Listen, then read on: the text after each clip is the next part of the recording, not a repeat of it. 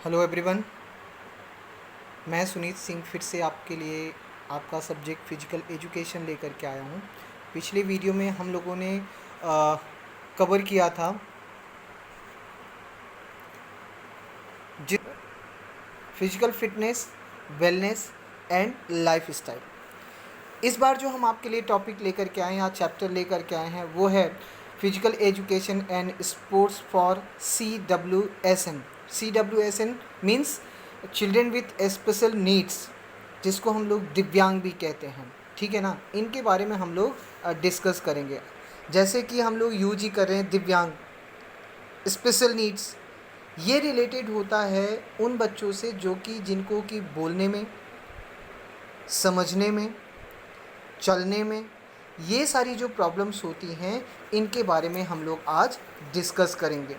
ध्यान रखना बच्चों, ये जो टॉपिक है आपके लिए बहुत इम्पोर्टेंट है। इसमें से कुछ ऐसे टॉपिक्स हैं जो कि हम लोग 12th में भी पढ़ेंगे, तो थोड़ा सा इनको केयर करिएगा। एम आई राइट? और जिन बच्चों को ये प्रॉब्लम होती है, उनके पास भी राइट है कि अपने आप को प्रूव कर सकें इस सिविलाइजेशन में, अपने आप को आपके सामने रख सकें और हर तरीके से आप उनका और वो आपका साथ दे सकें। ठीक है ना, तो इनके बारे में हम इस टॉपिक में पढ़ेंगे। ठीक है, तो सबसे पहला जो टॉपिक है वो है आपका meaning of adaptive physical education. Meaning of adaptive physical education ये क्या है? सबसे पहले इसको आप इस तरीके से समझ लीजिए, जब कोई भी गेम हो, कोई भी पढ़ाई हो, वो अगर अकॉर्डिंग टू डिमांड अगर होगा तो उसमें लोग ज़्यादा इंटरेस्ट दिखाएंगे, है ना, ज़्यादा उसमें पार्टिसिपेट करेंगे, जिससे इसका बेनिफिट भी उनको मिलेगा। क्लियर है? अब जैसे अगर हम फिजिकली डिसेबल्ड पर्सन की बात करें तो उनके लिए क्या ऐसा इन्वायरमेंट क्रिएट करना होगा जिससे कि वो लोग अपने आप को इम्प्रूव कर सकें या प्रूव कर सकें। बेटा, इस सिविलाइजेशन में बहुत सारे लोग रहते हैं, उनके अंदर अलग अलग टैलेंट भी होता है ना। आपने देखा होगा अक्सर कि कुछ ऐसे ब्लाइंड पर्सन होते हैं जो कि कहीं भी चले जाते हैं, उनको दिखाई नहीं देता, उनके लिए दिन और रात सब बराबर हैं। अगर हम लोग चलते हैं तो हमें टार्च की ज़रूरत होती है, लेकिन उनको ऐसा कुछ भी नहीं है, उनको किसी चीज़ की ज़रूरत नहीं। अब ये हम लोग ये कह सकते हैं कि ये उनके अंदर क्वालिटी थी, है ना। और अगर हमारे आप की तरह वो भी गेम खेलें, उनके लिए भी गेम बनाए जाएं, तो हो सकता है कि वो अपने आप को आपको आपके सामने प्रेजेंट कर सकें, है ना। और साथ ही साथ आपको ये भी पता है कि जिनके घर में कुछ ऐसे पर्सन्स होते हैं जो कि फिजिकली हैंडीकैप्ड हों, है ना, वो अपने फैमिली मेम्बर्स पे एक प्रकार से बोझ बने होते हैं। लेकिन अगर यही चीज़ उनकी ताकत बन जाए तो कैसे? हम आपको इसका 2 एग्जांपल देते हैं। पहला एग्जांपल है बेटा कि अगर वो पर्सन, उसको गवर्नमेंट जॉब मिल जाए, जो कि हर आदमी अगर पढ़ाई करता है तो वो सिर्फ इसलिए पढ़ाई करता है कि उसको गवर्नमेंट जॉब मिल जाए।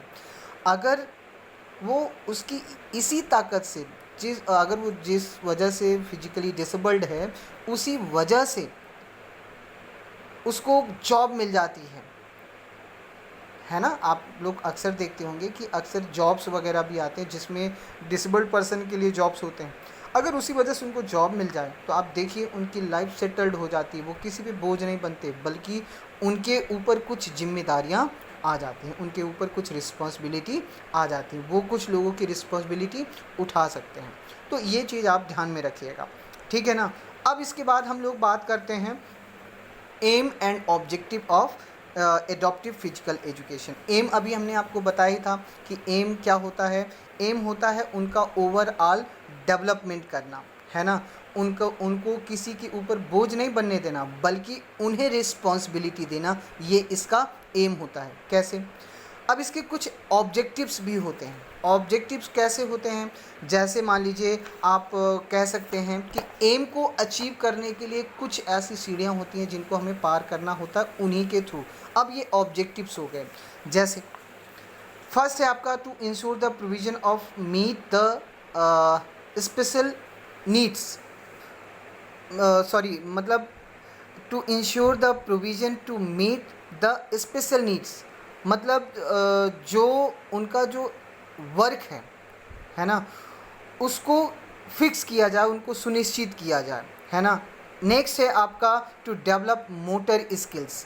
मोटर स्किल्स क्या है? जो उनका डेली रूटीन वर्क है उसको डेवलप किया जाए, उसको आसानी से वो कर सकें, ठीक है ना। नेक्स्ट है to enhance self esteem and self image. अगर वो अपना काम आसानी से कर लेते हैं तो उनका सेल्फ इमेज बनेगा और अपने आप में उनकी एक अलग इमेज बनेगी, खुद में वो अपने आप को रिस्पेक्ट दे सकते हैं, ठीक है ना। इसके बाद आप कह सकते हैं टू इम्प्रूव फिजिकल फिटनेस। इसका जो नेक्स्ट ऑब्जेक्टिव है वो ये कहता है कि जो इस टाइप के जो भी पर्सन्स होते हैं उनकी फ़िजिकल फिटनेस पे भी ध्यान दिया जाए, जिससे कि उनका फिजिकल फिटनेस स्ट्रॉन्ग हो, ठीक है ना। और ये सारे जो भी हैं ये ऑब्जेक्टिव्स हैं, इनको बेटा बहुत ध्यान से पढ़िएगा कि सबसे पहले एम क्या है। एम आप ध्यान रखिएगा उनका ओवरऑल डेवलपमेंट करना, ओवरऑल डेवलपमेंट में। इसके बाद अगर हम ऑब्जेक्टिव्स की बात करें कि कैसे आप ओवरऑल डेवलपमेंट करेंगे, इसके क्या क्या ऑब्जेक्टिव्स हैं, तो हमने आपको कुछ चीज़ों को बताया, जैसे to ensure the provision to meet the special needs. Next हमने आपको बताया to develop motor skills. Next हमने आपको बताया to enhance self esteem and self images, है ना। और क्या कर सकते हैं? To improve physical fitness. ये सारे कॉन्सेप्ट आपको ध्यान में रखने होंगे, क्लियर है।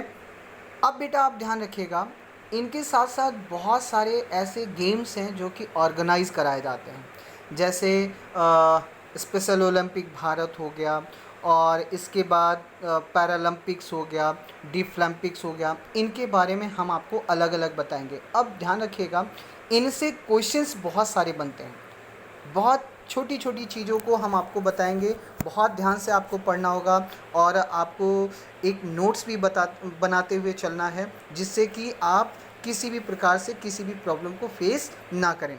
सबसे पहले हम लोग बात करते हैं special Olympic Bharat. Special Olympic Bharat को पढ़ने से पहले स्पेशल ओलंपिक इंटरनेशनल के बारे में समझ लेते हैं। बेटा ध्यान रखना कि इस गेम को स्टार्ट करने में भी, जैसे हमने आपको इसके पहले जो टॉपिक था physical fitness, wellness and life style, इसमें हमने आपको एक टॉपिक बताया था कि मॉडर्न ओलंपिक स्टार्ट कैसे हुआ था ना। जैसे मॉडर्न ओलंपिक के बारे में बताया था कि मॉडर्न ओलंपिक गेम को स्टार्ट किया था बैरन डी कबर्टिन ने, वैसे ही इसको स्टार्ट किया था यूनिस कैनेडी ने। यूनिस कैनेडी कौन थी? यूनिस कैनेडी थी अमेरिका के पूर्व राष्ट्रपति कैनेडी की सिस्टर। अमेरिका के पूर्व राष्ट्रपति की सिस्टर यूनिस कैनेडी ने इसको स्टार्ट किया था, ठीक है ना। तो कभी कभी क्वेश्चन में आप लोग कंफ्यूज हो जाते हैं कि किसने स्टार्ट किया था। अमेरिका के राष्ट्रपति कैनेडी थे, उन्होंने स्टार्ट किया था, या और किसने स्टार्ट, या इसने स्टार्ट किया था। तो इन सब चीज़ों को आपको ध्यान में रखना होगा, ठीक है ना। तो इसको किसने स्टार्ट किया था? यूनिस कैनेडी की। यूनिस कैनेडी कौन थी? अमेरिका के पूर्व राष्ट्रपति कैनेडी की सिस्टर थी, इन्होंने स्टार्ट किया था। अब इन्होंने स्टार्ट क्यों किया था? उनको ये लगा कि भाई जो नॉर्मल पर्सन है उनके लिए तो गेम बनाया जाता है, लेकिन जो डिसेबल्ड पर्सन है क्या वो गेम नहीं खेल सकते? तो इस चीज़ पे उन्होंने बड़ा रिसर्च किया। उन्होंने एक दिन देखा कि एक ब्लाइंड पर्सन है, वो पर डे 5 किलोमीटर जाता है और 5 किलोमीटर वापस आता है, उसको दिखाई तो नहीं पड़ता है। साथ ही साथ उसने कभी गलत रास्ते को नहीं पकड़ा। गलत रास्ता इन द सेंस कि ट्रैक को अपने चेंज नहीं किया, जिस रास्ते से पर डे वो आता था उसी रास्ते से वो जाता था, उसको कभी कोई प्रॉब्लम नहीं हुई। ये इसके अंदर टैलेंट था। और साथ ही साथ इन्होंने ये भी देखा कि वो किसी भी चीज़ को किसी भी मार्केट में जा कर के कोई भी परचेजिंग भी कर लेता था, है ना। तो उसके अंदर ये भी टैलेंट था। तो उनको ये लगा कि यार अगर इस तरीके के लोग अगर ऐसा कर सकते हैं तो क्या वो गेम नहीं खेल सकते हैं? इस वजह से उन्होंने गेम को स्टार्ट कराया था। अब सबसे पहले इसको समझ लो कि गेम को स्टार्ट कब कराया गया। सबसे पहला गेम इंटरनेशनल लेवल का सबसे पहला गेम 1987 को हुआ था। स्पेशल ओलंपिक गेम्स सबसे पहले, इंटरनेशनल की बात कर रहा हूँ, सबसे पहले इंटरनेशनल ओलंपिक गेम्स स्टार्ट हुए थे 1987 में, ठीक है ना।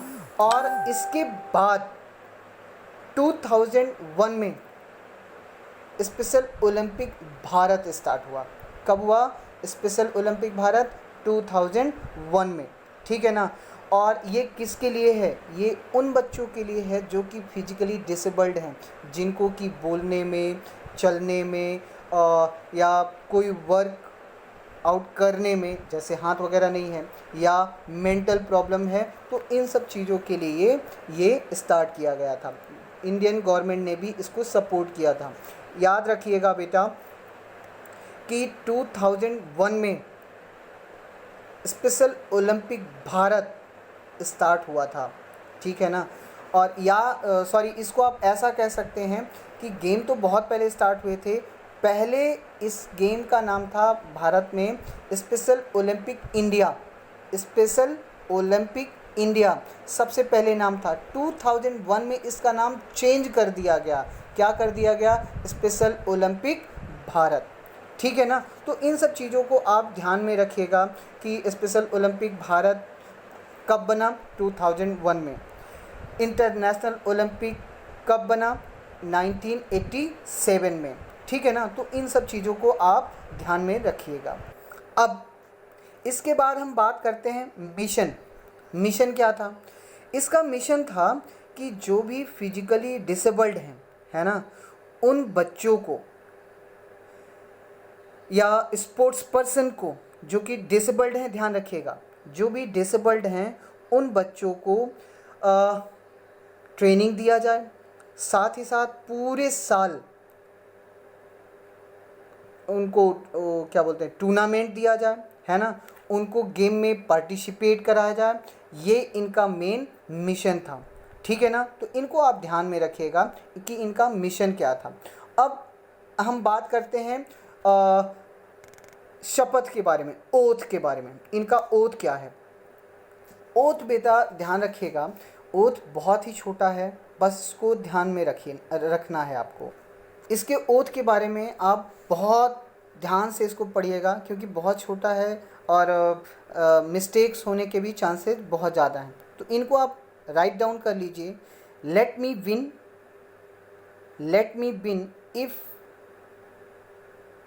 let me win, but if I cannot win, let me win, but if I cannot win, let me brave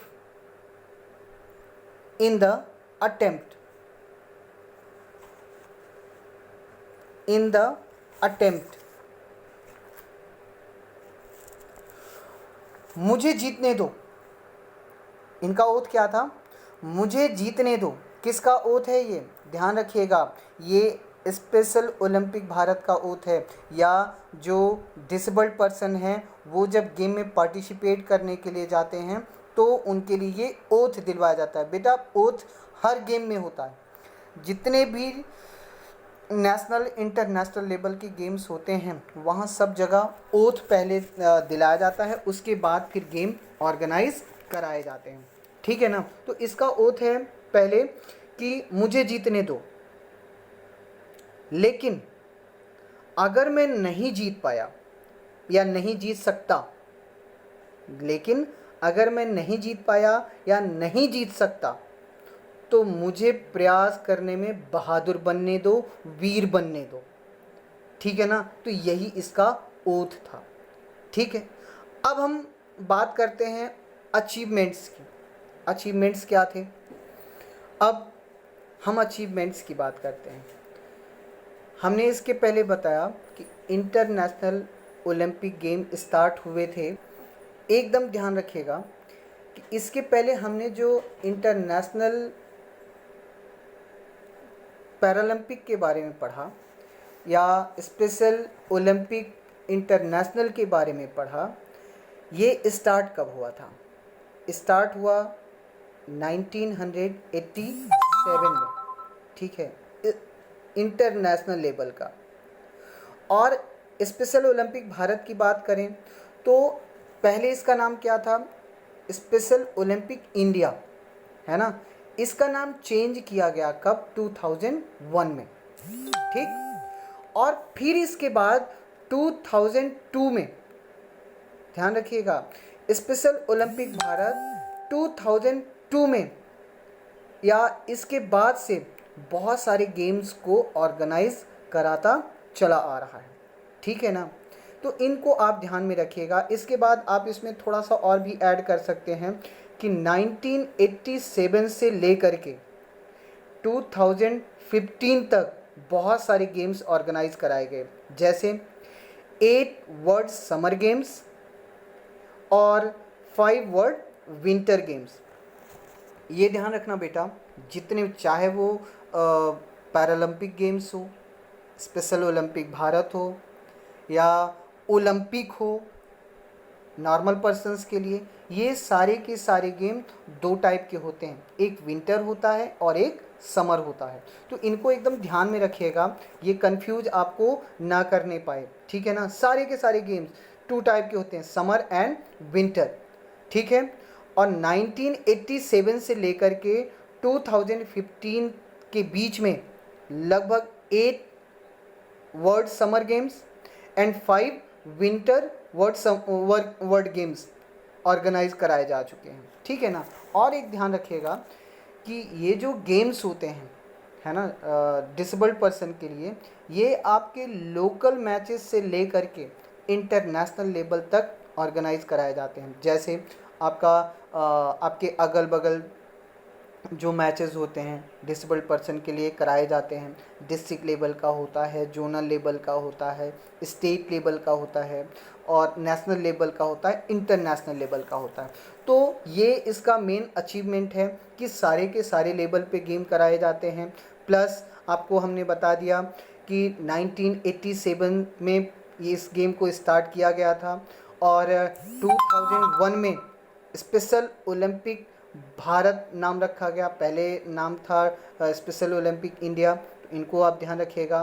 2002 से अपने यहाँ बहुत सारे गेम्स ऑर्गेनाइज कराए जा रहे हैं, जिनमें हमने आपको विंटर और समर 2 चीज़ों को बताया था। अब इसके बाद हम बात करते हैं पैरालंपिक गेम्स। पैरालंपिक गेम्स के बारे में हम आपको बताते हैं।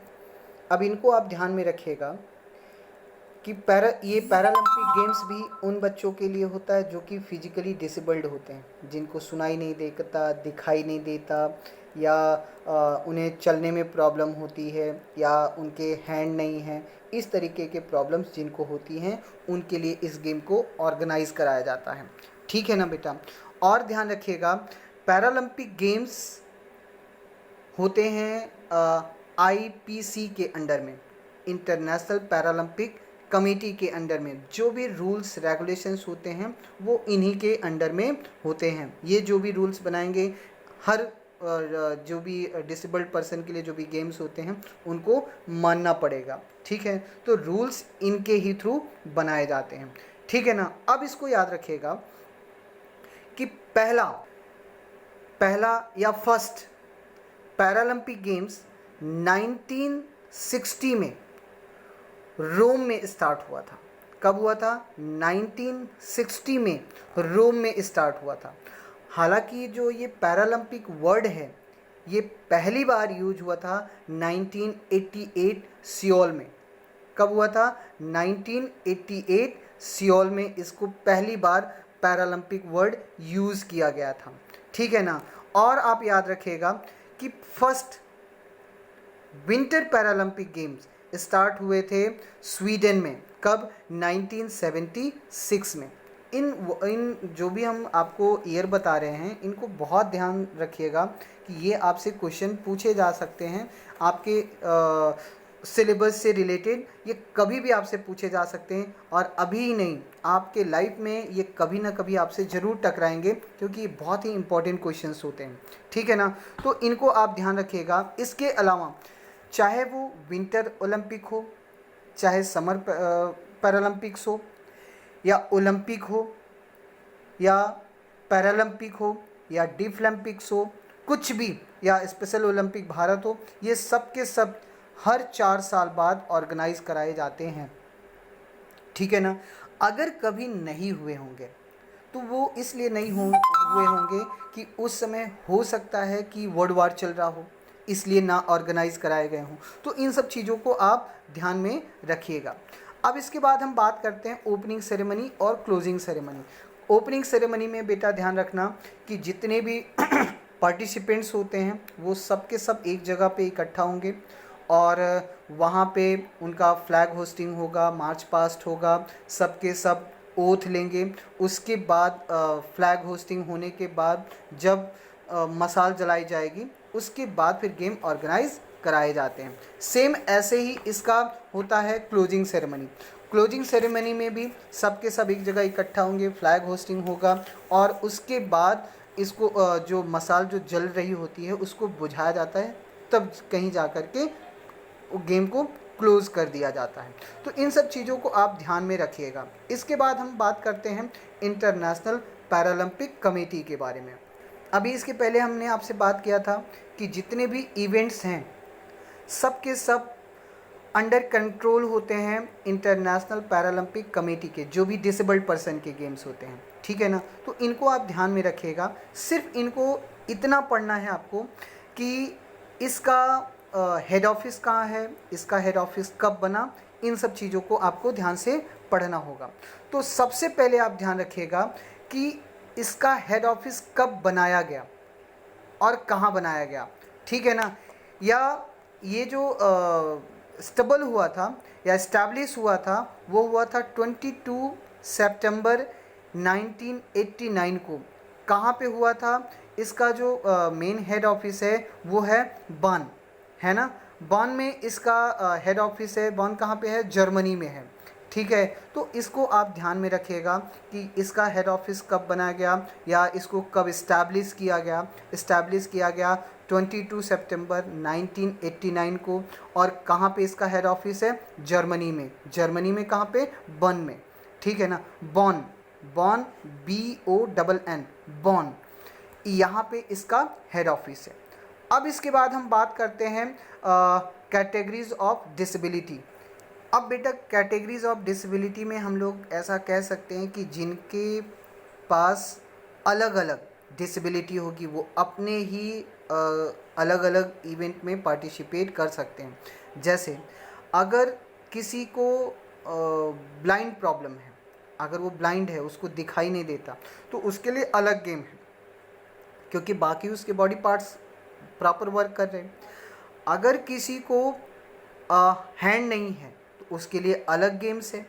किसी को पैर नहीं है तो उसके लिए अलग गेम्स हैं। तो इनको आप ध्यान रखिएगा कि अलग अलग डिसेबिलिटी में अलग अलग गेम्स ऑर्गेनाइज कराए जाते हैं और अलग अलग पार्टिसिपेंट्स पार्टिसिपेट कर सकते हैं, या वही पार्टिसिपेंट पार्टिसिपेट कर सकते हैं जिनको कि वो प्रॉब्लम है। ठीक है ना। जैसे किसी को फिजिकल प्रॉब्लम है, किसी को इंटेलेक्चुअल प्रॉब्लम है, किसी को ब्लाइंडनेस है ना। तो इस तरीके की चीज़ों को आपको ध्यान में रखना होगा। इसके बाद हम बात करते हैं डीफलिम्पिक्स। डीफलिम्पिक्स क्या है? डीफलिम्पिक्स होता है बेटा जो डीफ पर्सन होते हैं उनके लिए इस गेम को ऑर्गेनाइज कराया जाता है। ठीक है ना। तो इनको आप बहुत ध्यान से रखिएगा कि जो डीफ पर्सन होते हैं उन्हीं के लिए डीफलिम्पिक्स का गेम ऑर्गेनाइज कराया जाता है। क्लियर? आई थिंक आपको अब यहाँ पे कोई भी प्रॉब्लम नहीं होगा। सिर्फ आपको इतना बता देना है कि डीफलिम्पिक्स क्या है। डीफलिम्पिक्स उन स्पोर्ट्स पर्सन के लिए हैं जो कि डीफ होते हैं, उन्हीं के लिए इसको ऑर्गेनाइज कराया जाता है और ये हर 4 साल बाद कराया जाता है। ठीक है ना। इनको आप बहुत ध्यान से रखिएगा कि जितने भी गेम्स होते हैं वो हर 4 ईयर बाद होते हैं। ठीक है ना। अब पहली बार डीफलिम्पिक्स कब हुआ था? सबसे पहले डीफलिम्पिक्स गेम हुआ था 1924 में। कहाँ पे? पेरिस में, फ्रांस में। सबसे पहले 1924 में पेरिस, फ्रांस में इस गेम को ऑर्गेनाइज कराया गया था। ठीक है ना। आपको ये तो पता ही है कि ये हर 4 साल बाद ऑर्गेनाइज कराया जाता है। ठीक है। ये ध्यान रखिएगा मैंने आपको इसके पहले भी बताया था कि कभी कभी ऐसा हुआ है कि गेम्स नहीं हो पाए हैं, तो नहीं होने का सिर्फ रीज़न एक ही होगा कि उसमें वर्ल्ड वार चल रहा होगा या कोई और भी प्रॉब्लम्स हो सकते हैं, लेकिन आज तक कोई और वर्ल्ड वार के अलावा कोई ऐसा प्रॉब्लम नहीं हुआ जिस वजह से कि गेम को कैंसिल करना पड़े, ठीक है ना। एक चीज़ और ध्यान रखिएगा, डिप फ्लैम्पिक्स एक ऐसा गेम है जिसको कि हम लोग इंटरनेशनल साइलेंट गेम भी कहते हैं।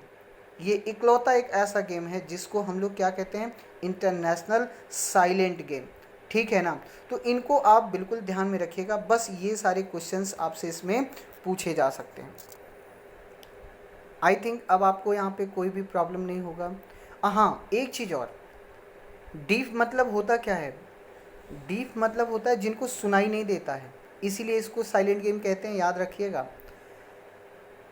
डीप फ्लैम्पिक्स गेम होता है उनके लिए जिनको सुनाई नहीं देता है, ठीक है ना, इसीलिए इसको क्या कहते हैं, इंटरनेशनल साइलेंट गेम, ठीक है। तो मे बी अब आपको इसमें कहीं से कोई प्रॉब्लम नहीं होना चाहिए। इस गेम को कितने टाइप में ऑर्गेनाइज करा जाता है, देयर आर 2 टाइप्स, कौन कौन से, समर एंड विंटर, ठीक है ना। तो इनको अब आप ध्यान में रखिएगा। नेक्स्ट है आपका concept of inclusion, it's need and implementation. अब अगर हम इंक्लूजन की बात करें, कॉन्सेप्ट ऑफ इंक्लूजन की बात करें, तो आप ऐसा कह सकते हैं कि अगर नॉर्मल पर्सन और डिसेबल्ड पर्सन को एक साथ बिठा करके अगर उनसे उनकी पढ़ाई कराई जाए या उन्हें गेम में पार्टिसिपेट कराया जाए, तो कहीं ना कहीं से उनका डेवलपमेंट ज़्यादा तेज़ी के साथ में हो सकता है। ये इनका मेन एम था, ये इनका मेन कॉन्सेप्ट था कि अगर सबको एक साथ एक जगह पे एक प्लेटफॉर्म पे बैठ करके या उन्हें एक प्लेटफॉर्म पे पढ़ाई कराया जाए या गेम खिलाया जाए, तो शायद उनका डेवलपमेंट और ज़्यादा तेज़ी से होगा। तो ये इनका कॉन्सेप्ट था इंक्लूज़न का। नेक्स्ट है आपका नीड ऑफ इंक्लूज़न एजुकेशन, क्या नीड्स थे, क्यों ऐसा करना चाहिए, क्या ऐसी आवश्यकता है, इनके बारे में पढ़ेंगे, ठीक है ना। तो बहुत सारे ऐसे नीड्स हैं, बहुत सारे ऐसी आवश्यकता हैं जिनकी वजह से इसको करना चाहिए। सबसे पहले है फॉर सेल्फ इस्टीम।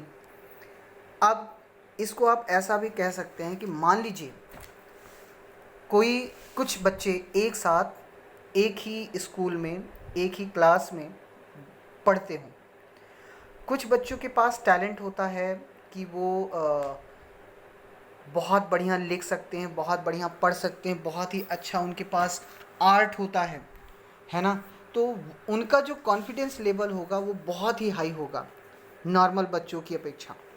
क्यों? क्योंकि वो आपसे एक तो डिफरेंट थे, दूसरी चीज़ है वो आप नॉर्मल पर्सन से फाइट कर रहे हैं, तो इससे उनका जो कॉन्फिडेंस लेवल होगा नो डाउट बहुत ही हाई होगा, ठीक है ना। बहुत सारे ऐसे एक्सपेरिमेंट भी हुए हैं जो ये शो करते हैं कि इस कंडीशन में बच्चों का मोरल बहुत ही हाई होता है।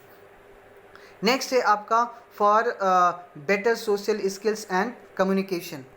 अब इसमें जो नॉर्मल पर्सन है और जो डिसेबल्ड पर्सन है उनमें एक बहुत ही अच्छा इन्वायरमेंट क्रिएट होगा और एक दूसरे से सीखने में भी उनको आसानी होगी। इसके बाद क्रिएटर सेंसिटिविटी। अब अगर दो ऐसे स्पोर्ट्स पर्सन जो कि जिनको एक तो प्रॉब्लम हो दूसरा नॉर्मल हो, अगर दोनों एक साथ रहते हैं तो दोनों एक दूसरे से बहुत सारी चीज़ें सीखते हैं, बहुत सारी चीज़ें आपस में वो लोग शेयर करते हैं, जिससे कि उनका एक अलग ही रिलेशन बन जाता है, ठीक है ना। और क्या हो सकता है, और इसके बाद आप कह सकते हैं for better sense of belonging, ठीक।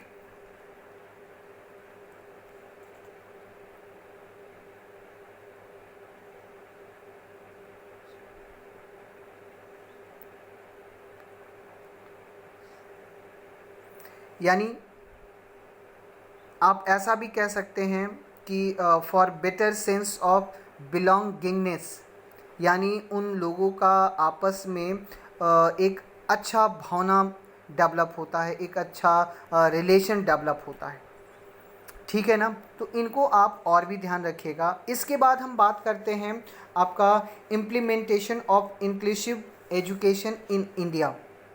अब इसको फॉलो करने के लिए इंडियन गवर्नमेंट को भी बहुत सारे स्टेप्स उठाने चाहिए। जैसे जितने भी स्टेट्स हैं सबको एक बराबर इस चीज़ को फॉलो करने के लिए रूल बनवाना चाहिए, जिससे कि सब के सब इस चीज़ को रेगुलर कंटिन्यू करवा सकें, अपने स्कूल में इसको चला सकें। ठीक है ना। और इसके बाद है कि जो रूरल एरिया है वहाँ के जितने भी टीचर्स होते हैं उनको ट्रेंड करना चाहिए तथा इसके इम्पोर्टेंस के बारे में उनको बताना चाहिए। इसके बाद क्या होता है, इसके बाद नेक्स्ट है जिन बच्चों को प्रॉब्लम होती है, जिन बच्चों का जो भी उनका जो सिलेबस है उनको उनके तक पहुंचाने का तरीका होना चाहिए। प्लस उनका जो सिलेबस है वो अकॉर्डिंग टू डिमांड होना चाहिए, जैसे बच्चे आसानी से पढ़ सकें, उनका इंटरेस्ट इसमें बना रहे, ऐसा कुछ उनका सिलेबस होना चाहिए। क्लियर है ना। इसके बाद हम लोग बात करते हैं कि role of various professional for children with special needs. बेटा बहुत सारे ऐसे प्रोफेशनल्स होते हैं जिनका बहुत बड़ा रोल होता है इस फील्ड में। जैसे एज अ काउंसलर, बेटा हर स्कूल में एक काउंसलर रखे जाते हैं और स्पेशली उनके यहाँ जो कि डिसेबल्ड होते हैं, उन बच्चों को मोटिवेट करना, उनका सेल्फ इमेज डाउन ना हो इसके लिए उन्हें हर तरीके से प्रमोट करना, ये काउंसलर का काम होता है। तो हर स्कूल में सबसे पहली चीज़ है काउंसलर होना चाहिए। दूसरा होता है फिजियोथेरेपिस्ट। फिजियोथेरेपिस्ट क्या करता है, वो फिजियोथेरेपी करता रहता है, प्लस बच्चों को जो भी नीड्स होती है, जैसे उनको मेडिकल ट्रीटमेंट की ज़रूरत होती है वैसा वो ट्रीटमेंट करते रहते हैं। ठीक है ना। और इसके बाद है physical education teacher. Physical education teacher का क्या रोल होता है, फिजिकल एजुकेशन टीचर का रोल होता है कि बच्चों का जैसा डेवलपमेंट हो सके, जैसे गेम की उनकी डिमांड हो, जिसके अकॉर्डिंग वो खेलना चाहें, जैसे उनका इंटरेस्ट ज़्यादा हो, उसी के अकॉर्डिंग उनको गेम खिलाएं, उनके अकॉर्डिंग उनको इक्विपमेंट्स प्रॉपर प्रोवाइड कराएं। ये जो मेन रोल होता है वो फिजिकल एजुकेशन टीचर का होता है। ठीक है ना। इसके बाद आप ध्यान रखिएगा स्पीच थेरेपिस्ट। स्पीच थेरेपिस्ट का क्या रोल होता है, स्पीच थेरेपिस्ट का जो रोल होता है कि बच्चे जिनको की प्रॉब्लम है बोलने में, उनको कैसे आपस में बात करने के लिए कहा जाए, कैसे वो बात करेंगे, कैसे अपनी जो भी उनकी बातें हैं कैसे अगले से पूरी बात वो कहें, कैसे अपना पूरी इमोशंस को उनके सामने शो करें, ये मेन रोल होता है स्पीच थेरेपिस्ट का। ठीक है ना। और जिनको बोलने में प्रॉब्लम है उनके लिए वो ट्रीटमेंट करते रहते हैं। ठीक है ना। ये एकदम ध्यान में रखिएगा कि उनकी एक्टिविटी जिससे कि वो अपने एक्सप्रेशन को अगले के सामने शो कर लें, अपनी सारी बातों को कह लें, ये रोल होता है स्पीच थेरेपिस्ट का। इसके बाद हम बात करते हैं स्पेशल एजुकेटर का। स्पेशल एजुकेटर का क्या रोल है, स्पेशल एजुकेटर का रोल ठीक वैसे ही होता है जैसे एक स्पोर्ट टीचर का होता है। अब स्पेशल एजुकेटर की अगर हम बात करें तो वो कैसे बच्चों को पढ़ाएंगे, बच्चे कैसे अपने एक्सप्रेशन को शो करेंगे, कैसे एक दूसरे से बात करेंगे, कैसे अपनी बात को लोगों के सामने रखेंगे, इन सब चीज़ों का मेन रोल होता है स्पेशल एजुकेटर पे। ठीक है ना। तो उन्हें जो उनका मेमोरी पावर है उसको कैसे इंक्रीज़ करना है, कैसे उनको पढ़ाना है। अक्सर आपने देखा होगा कुछ ऐसे भी डिसेबल्ड पर्सन होते हैं जिनको दिखाई नहीं देता है, लेकिन वो पढ़ते हैं। पढ़ते कैसे हैं, बुक को टच करके पढ़ते हैं, टच करके उन्हें पता होता है कि क्या लिखा हुआ है। शायद हम आप उस चीज़ को नहीं पढ़ सकते हैं, लेकिन वो आसानी से पढ़ भी लेते हैं और उस चीज़ को एक्सप्रेस भी कर लेते हैं या बता सकते हैं, है ना, शो कर लेते हैं कि आपको कैसे क्या बताना है। तो ये बहुत बड़ा रोल होता है एजुकेटर्स का। तो बेटा ये कॉन्सेप्ट था आपका इसमें, और इससे रिलेटेड बहुत सारे क्वेश्चंस भी हैं जिनको आपको ध्यान में रखना होगा।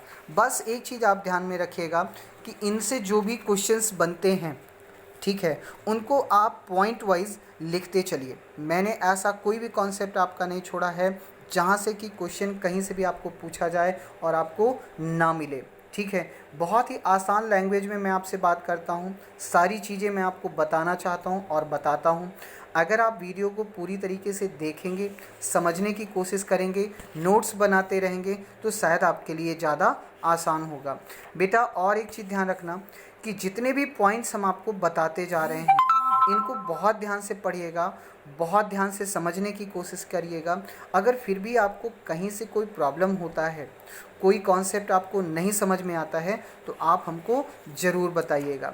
मैं आप सबके पास मेरा कॉन्टैक्ट नंबर भी है, आप मेरे को कॉल भी कर सकते हो, कॉल करके सारी जानकारी भी ले सकते हो, जो भी प्रॉब्लम्स हैं उनका सलूशन ले सकते हो। मैं 24 आवर आपके साथ में हूँ। बस इतना ध्यान रखना कि कहीं से आपको कोई भी प्रॉब्लम होती है तो आपको संकोच नहीं करना है, आप मुझे तुरंत कॉल करेंगे, ठीक है। इसमें बहुत ज़्यादा क्वेश्चंस नहीं हैं, लेकिन क्वेश्चंस को हमने बनाया है, ठीक। मैं बाद में एक डिस्क्रिप्शन में आपको सारे के सारे क्वेश्चंस का एक वो बना करके फिर से आपको भेजूँगा। आपको उसको सॉल्व करके मुझे भेजना है, ठीक है। भेजने के बाद ही मैं आपको अगला टॉपिक बताऊंगा, ठीक है। तो नेक्स्ट टॉपिक आप ध्यान में रखिएगा। नेक्स्ट टॉपिक है जो आपका, वो बहुत ही इम्पोर्टेंट है, जिसको कि आपको बहुत ही ध्यान से पढ़ना होगा, क्योंकि ये आपके डेली रूटीन से रिलेटेड है, योगा, ठीक है ना। योगा नेक्स्ट हमारा टॉपिक होगा, जहाँ पे कि आपको बहुत सारे इम्पोर्टेंस एलिमेंट्स और इनके बेनिफिट्स के बारे में हम आपको बताएंगे, ठीक।